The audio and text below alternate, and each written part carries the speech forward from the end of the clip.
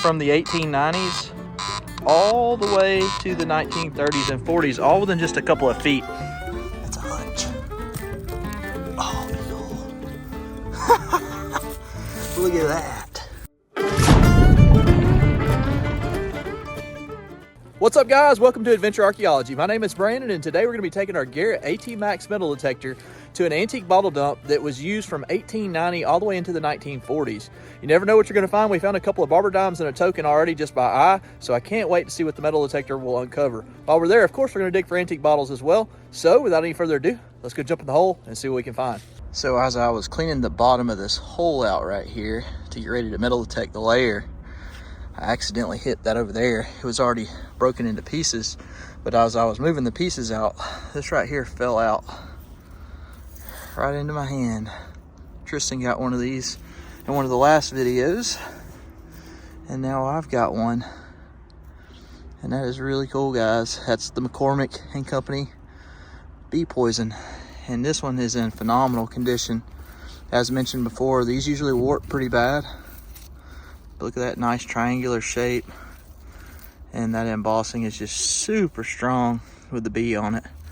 This one does have the patent date on it as well, so it's not patent applied for. You can see it says July 8th, 1902. We will take that. Today I'm going to be using my Garrett Atmax in our dump where we've been finding all of the 1890s and early 1900s bottles. We have dug a couple barber dimes and a really cool token, and we know that there's some good stuff in here metal wise. The problem is most of the time your metal detector will discriminate or it'll mask. So I have a secret weapon, which is this super sniper coil right here that I'm going to be using, and this thing is micro. Look how big it is compared to my hand. The reason for that is it's going to help with the separation of the trash, and I'm going to be listening for good signals as I dig today. The reason that I'm doing this, and normally I don't, is because of how wet the ground is. It's causing everything to be in clumps of mud, and it's camouflaging all of the relics. So we're gonna try something new. So the way that I'm gonna run my machine today is I'm gonna have the iron disc at 25. I'm gonna run it in custom mode right now, and I have the pull tabs and stuff eliminated just because of how trashy it is. I do have my sensitivity turned down 3 notches from the top, and I've got my first signal, and I can actually see it exposed over here to the right. This dump ranged from the 1890s all the way to the 1930s and 40s, all within just a couple of feet. You see it right here? It's just going to be a C-clamp. I brushed it back because it was just an iron target before I showed you guys. So that's pretty cool. There again, I don't think I'm going to be able to date this one. It's probably more modern, and it more than likely fell from the top layer, but it shows that I am going to be able to pick some of the signals out of this particular spot. All right, guys, check it out right here. There's a bottle of some kind. Oh, it's broken. I can feel it. Might be a good whiskey glass though, so let me go ahead and pry it out and show you guys what it is. I don't know. It was a type of beer of some kind. You can see the bird up there sitting on top of the W. And this dump ranges really fast from 1880, 1890 all the way to the 1950s within a couple of feet. This was somewhere in the middle, so it's hard for me to tell without the top being there how old this may be. So the beer above it was a bust. The beer was like right here. But look right there, we got a soda, and I can feel the embossing, but it's so muddy I can't tell what it's gonna be, so we're gonna pull it out together. What are you? Oh, I got me a celery cola. That's awesome. Watch this, let's see if I can get it where y'all can read it a little bit. Nice big air bubble right there. Celery cola, Birmingham, Alabama. Let's check the lip. No issues on the lip. Let's check the heel. No issues that I can see on the heel. So that's all right, guys. All right, I just got through clearing the bottom of the hole. This is where I threw all my trash. And right here is the very first signal. It's scratchy, but most of the signals in here are gonna be scratchy just because of the amount of iron. But that high squeak's enough for me to actually want to dig this target, especially knowing that it's gonna be shallow.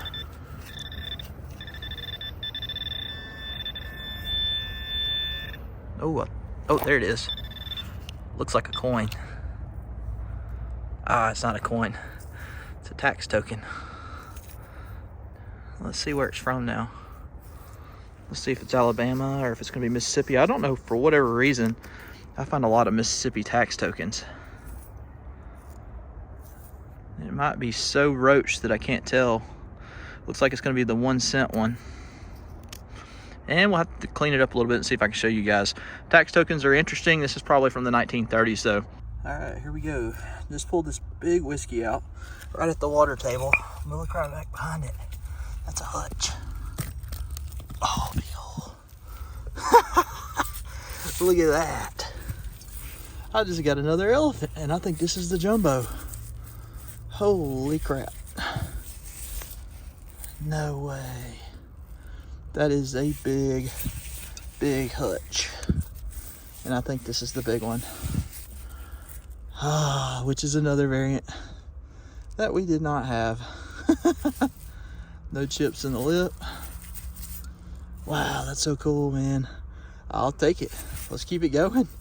I mean, anytime you're finding hutches that are worth $150 to $300-400 a piece, you gotta just keep on going. Wow. You can hear the pile. It's pretty silent the way that I got the machine set up. Every now and then I get a chirp. What I'm looking for is that repeatable chirp, just like that one right there. Let's see what we got. I don't even know if I'm gonna need my pinpointer.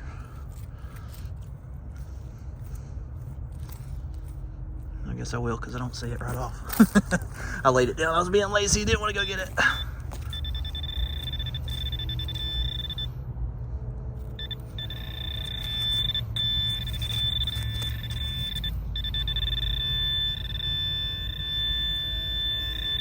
Where'd you go? I mean, you can oh, there it is. It's like a button. It's a big button. Hey, I think I got a General Service World War I button. That's the big one. I think that's the coat button. That thing's in good shape. Look at the shank. And this is why we metal detect the tailings. This is gonna probably be our new ritual from now on. We're gonna metal detect everything that comes out of the hole, because I don't wanna leave this stuff behind. So the elephant was over here. That other amber whiskey was there. Right here is another one. And this is gonna be a Hainer whiskey. And I've never dug one of these. I've found one in a creek a couple of times. These are pretty common. Cool part about Hainer is they're back in business now.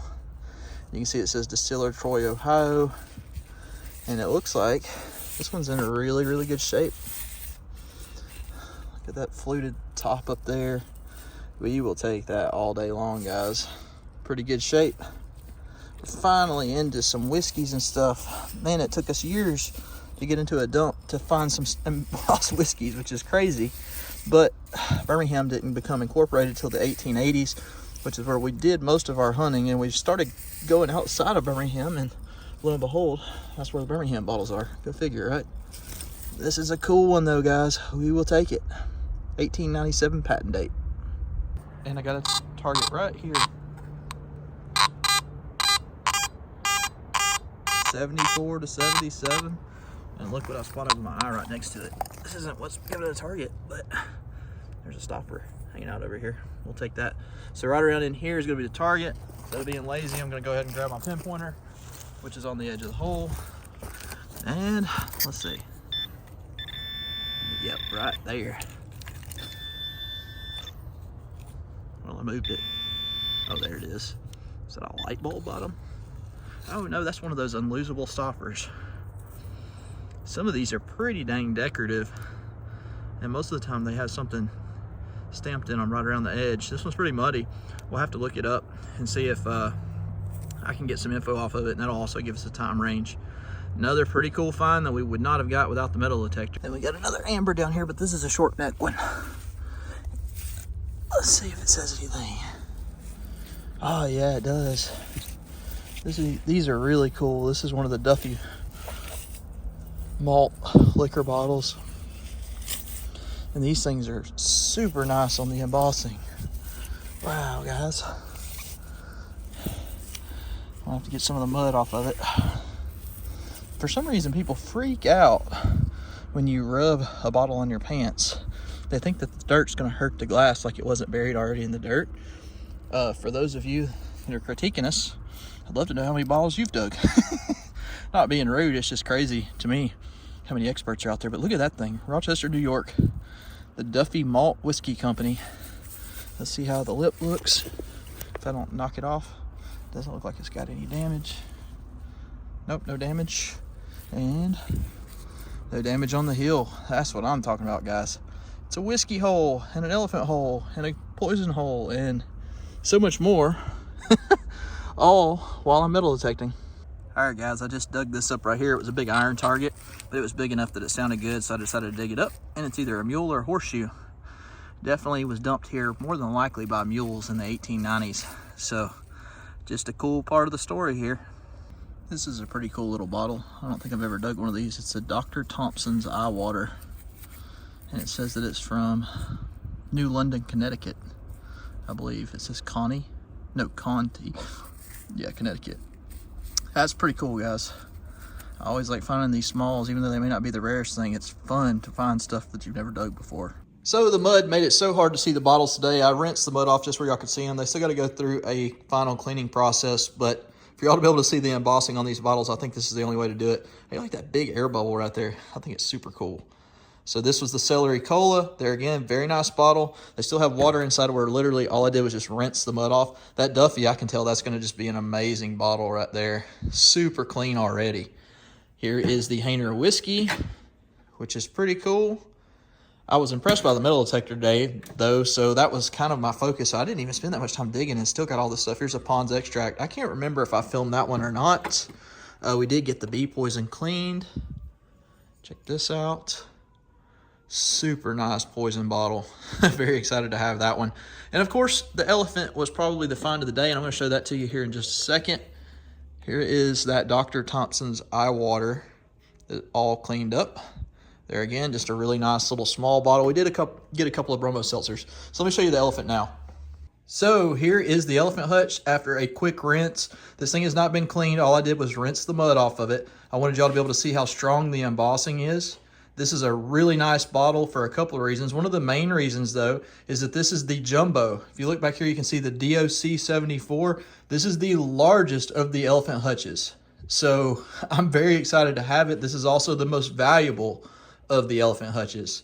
So there again, just a great bottle. To the right buyer, you could get $200 to $300.